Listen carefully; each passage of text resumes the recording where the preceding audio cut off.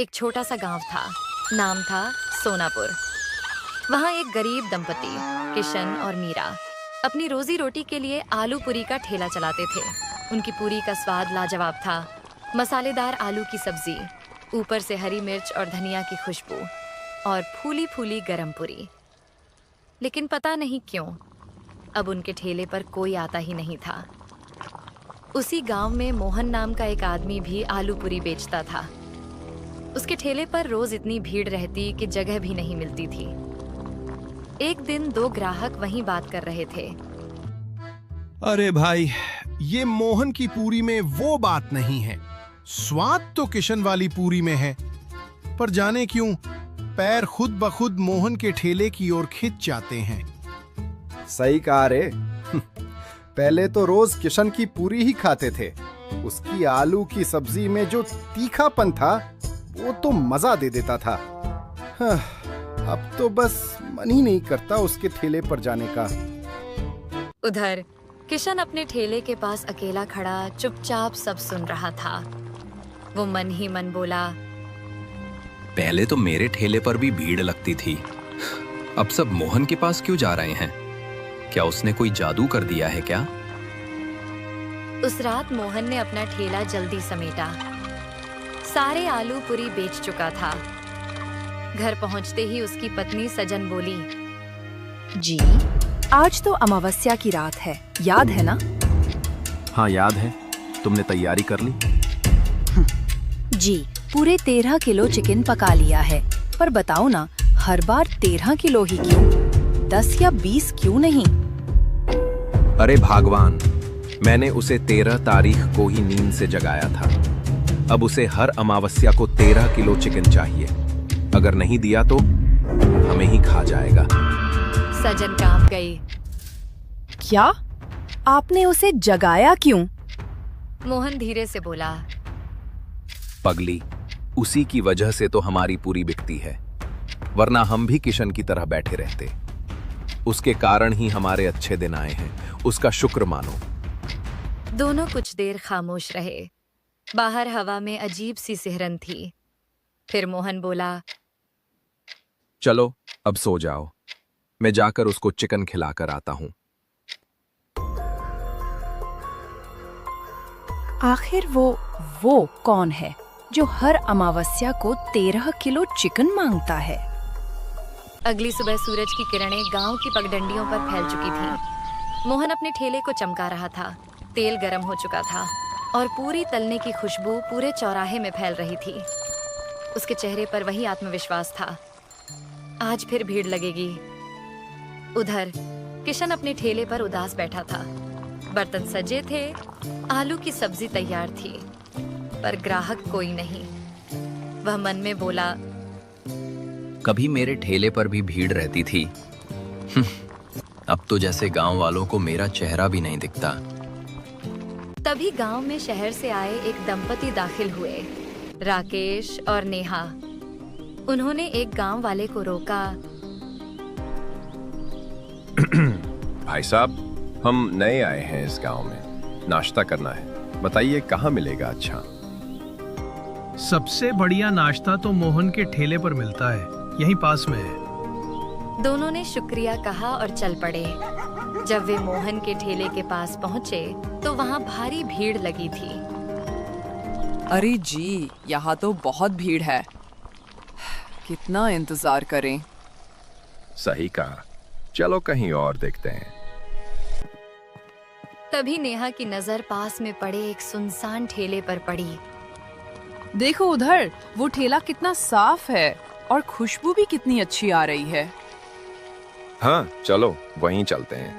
वो दोनों किशन के ठेले पर पहुंचे।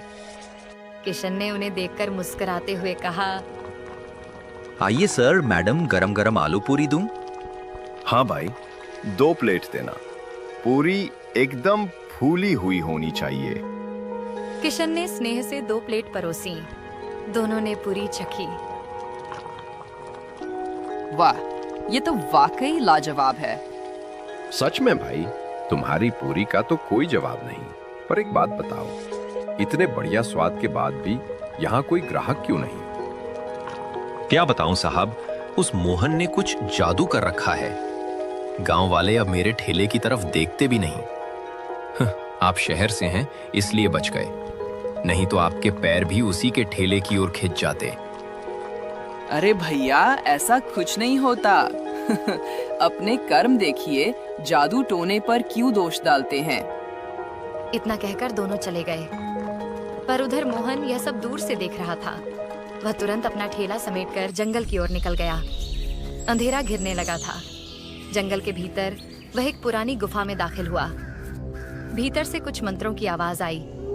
हवा भारी हो गई और ठीक 10 मिनट बाद वह पसीने से तर हाँफता हुआ बाहर निकला।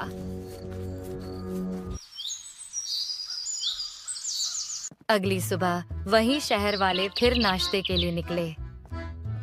सुनो जी, पता नहीं क्यों मेरा मन उस मोहन के ठेले पर जाने का कर रहा है।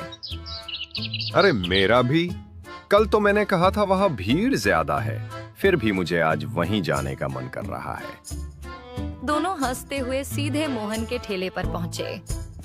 किशन दूर से यह सब देख रहा था। उसका चेहरा सफेद पड़ गया। तो अब उन पर भी जादू चल गया। जब राकेश और नेहा नाश्ता करके लौट रहे थे तो रास्ते में गांव के मुखिया मिल गए। कैसे हैं शहर वाले बाबू? कैसा लगा हमारा गांव? बहुत प्यारा गांव है मुखिया जी। बस एक अजीब बात है, कल हम किशन के ठेले पर गए थे, आज जाने क्यों हमारे पैर खुद ब खुद मोहन के ठेले की ओर खिंच गए। कुछ तो अजीब है उस ठेले में। अरे नहीं बाबूजी, कुछ अजीब नहीं। मोहन के आलू पूरी का स्वाद ही ऐसा है कि लोग खुद खिंच जाते हैं। पर राकेश और नेहा जब आगे बढ़े तो दोनों के मन में एक ही सवाल गूंज रहा था, क्या सचमुच स्वाद खींचता है या फिर मोहन का कोई रहस्यमयी राज? शाम का समय था।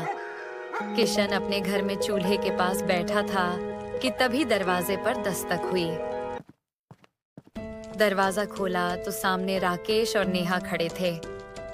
अरे सर, मैडम, आप यहाँ मेरे घर पर? किशन जी, जो आपने कहा था, लगता है वो सब सच है। देखा, मैंने पहले ही कहा था वो मोहन कोई साधारण आदमी नहीं है। पर आपको यकीन ही नहीं हुआ। अब यकीन हो गया है किशन। जो आज हमने देखा उसके बाद शक की गुंजाइश नहीं बची। किशन हैरान होकर बोला, क्या देखा आपने? हमने मोहन को जंगल की तरफ जाते देखा। एक थैली में कुछ था, शायद वही राज छिपा है वहां। तो फिर देर किस बात की? चलो आज उस जादू का पर्दा फाड़ ही देते हैं। तीनों जंगल की ओर निकल पड़े। हवा ठंडी थी, पेड़ झूम रहे थे और चारों तरफ एक रहस्यमय सन्नाटा था। सुनिए, ये कैसी गंध है? चिकन की खुशबू जैसी। लगता है मोहन ने ही चिकन लाया होगा। दूसरा कौन जंगल में चिकन लाएगा?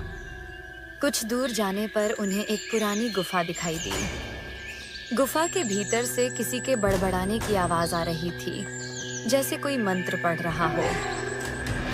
किशन सुनो, ये आवाज मोहन की लग रही है। मुझे डर लग रहा है, वापस चलें? नहीं नेहा जी, अब पीछे नहीं हटेंगे, चलिए। तीनों धीरे धीरे गुफा के अंदर गए। उस रात के बाद किशन, राकेश और नेहा को किसी ने फिर कभी नहीं देखा।